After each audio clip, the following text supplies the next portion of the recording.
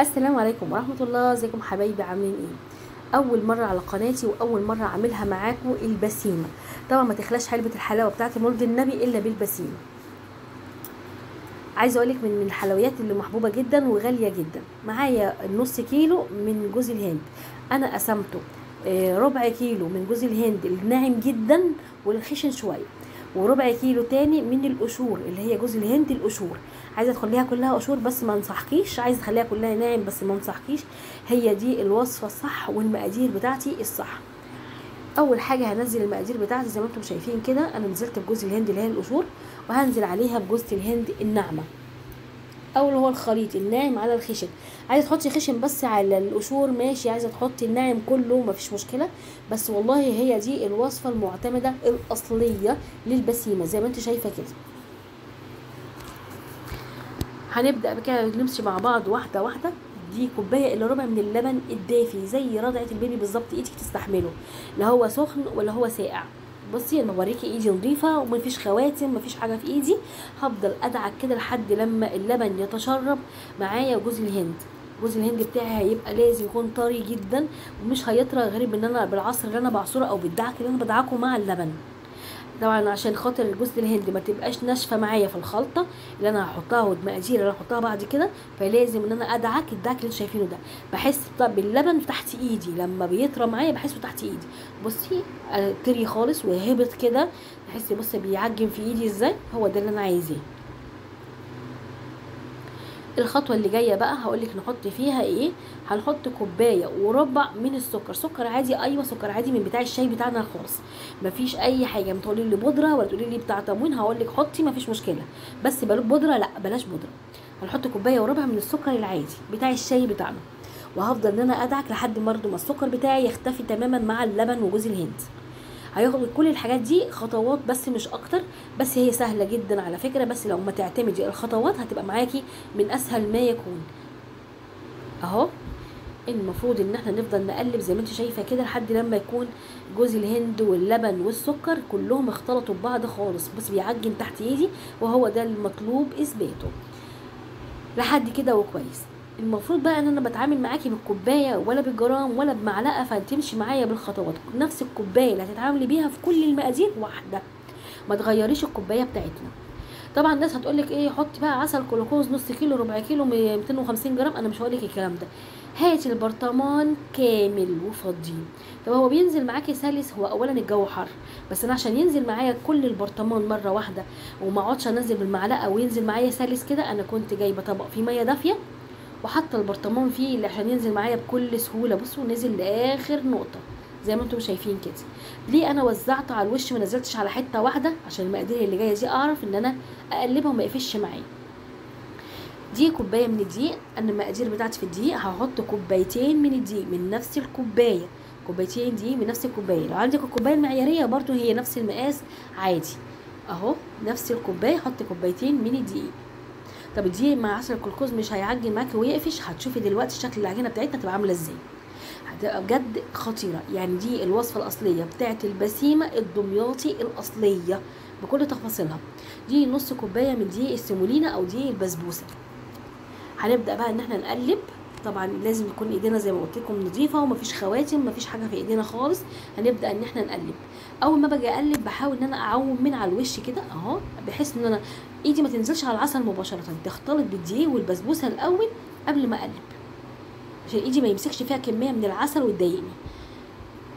احاول على قد ما اقدر وانا بدعك كده ان انا اجيب من تحت، لان تحت هيبقى العجينه بتاعه الجوز الهند مش هتبقى لسه فيها لا دقيق ولا عسل كلوكوز. ايوه بجيب من تحت زي ما انت شايفه كده، هتبقى عجينه لينه جدا معاكي، وانت هتشوفي بنفسك شكل العجينه عامل ازاي.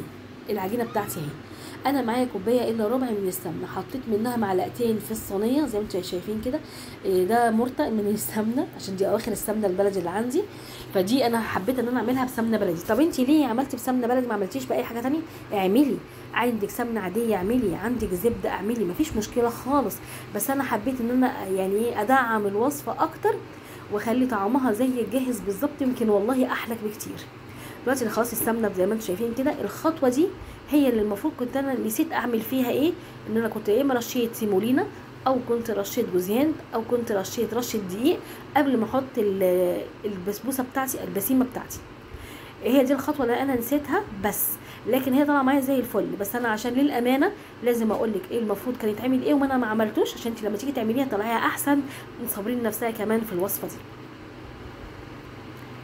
اهو احنا هنفضل نبطط كده ونطبطب عليها بكل حنيه يا جماعه، هي تستاهل الطبطبه بجد، هي يعني حاجه فاخر من الاخر زي ما بيقولوا.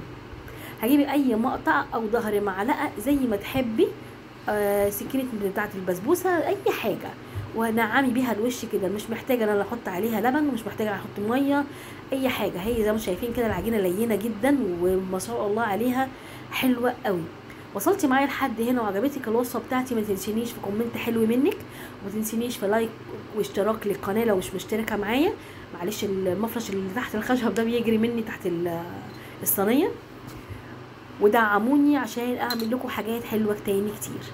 معايا شويه من البندق، ولو ما عندكيش مفيش مشكله خالص، بس طبعا عشان التصوير وانا بدعم الوصفه زي ما قلت لك عايزاها تبقى زي الجاهزه بالظبط، فانا دقيت شويه كده من البندق زي ما انت شايفه كده، وهبدا ان انا ارشهم على الوش، وهبدا ادوس عليهم بالراحه خالص لحد ما تغرز فيها. يعني مش عايزه البندق يبقى عايم على الوش عشان ما يتحرقش مني. طبعا انا الفرن بتاعي انا مشغلاه على الاقل خالص تلت ساعه، انا حطاه تلت ساعه من قبل ما اشتغل. يعني هو دلوقتي بعد ما اخلص واحطها في الفرن بقى لها تلت ساعه الفرن بتاعي شغال. ليه مش هنحطه بيوصل 10 دقايق زي اي حاجه في الاول يا جماعه؟ الفرن لازم تكون سخنه جدا. انت تنسيش انك حاطه كميه سكر وحاطه عسل جلوكوز، هتنزل اول ما تدخليها النار والنار بتاعتك هتكون هاديه، هينزل تحت في القاع بتاع الصينيه وهيتحرق. عشان ما يتحرقش منك دخليها على النار تكون عاليه جدا، ويطلع معاكي بالجوده اللي هتشوفيها دلوقتي. كوبايه سكر، نص كوبايه ميه، هنحط معلقه عسل جلوكوز، وربع معلقه ملح ليمون. طب ليه ما عصرناش ليمون وحطينا هنا الليمون؟ عشان ما يسكرش معايا. انا كان ممكن اقدر احط الليمون وبرده ما كانش هيسكر وانا حاطه عسل جلوكوز، بس للامانه هو ملح الليمون في الوصفه دي اصلي، ولازم كنت احطه عشان خاطر العسل بتاعي. انا مش هسقي، انا همسح بيه على الوش، ما يعمليش طبقه سكر تبقى بايخه بصراحه. هالنار، واول ما تغلي معايا غلوه والتانيه وهطفي عليها بالظبط. لسه مطلعاها من الفرن وشايفين اللون بتاعها، انا لا ولعت شوايه ولا اي حاجه خالص. ده اللون بتاعها كده. اول ما الحروف بتاعتي بدات تلون ولقيت الوش بتاعها احمر كده، طلعتها على طول وهي لسه سخنه. هجيب العسل بتاعي ما هوش خفيف ميه ولا هو تقيل زي بتاع الكنافه، هو حلو وسط كده. هبدا ان انا امسك الفرشه والمع، مش هسقي يا جماعه، محدش يدلقه ويقول هنسقي بيه، مش بتسقي بيه خالص. واحسن تعامل معاها وانت عايزه تقطعيها وهي سخنه كده. استحملي بقى، امسكي بحاجه وقطعي وطلعي البسيمه بتاعتك عشان انا بعمل بسبوسه على طول. طلعي البسيمه بتاعتك هتطلع معاكي بكل سهوله، وهتطلع معاكي جميله جدا. انا ما مسكتش معايا برده للامانه قوي، بس انت عشان خاطر تضمني انها تطلع معاكي بكل سهوله من الصينيه او من الصاج، تحطي يا اما حبه سيمولينا، حبه دقيق، او حبه جوز هند مع السمنه. طب انا ليه فصلت الحرف بيبقى مقرمش قوي، واي حد بيعملها برده بيفصل الحرف شويه كده عشان ما يبقاش ناشف ومقرمش. دي اول مره اعملها معاكم، واتمنى ان الوصفه تكون عجبتكم، وعايزه رايكم فيها. ولو عجبتكم يعني يا ريت تقولوا لي كومنت حلو كده وتقولوا لي رايكم. بصوا من جوه عامله زي الملبن، تحفه، ريحتها خطيره. اتمنى تكون حلوه وتعجبكم، وكل سنه وانتم طيبين.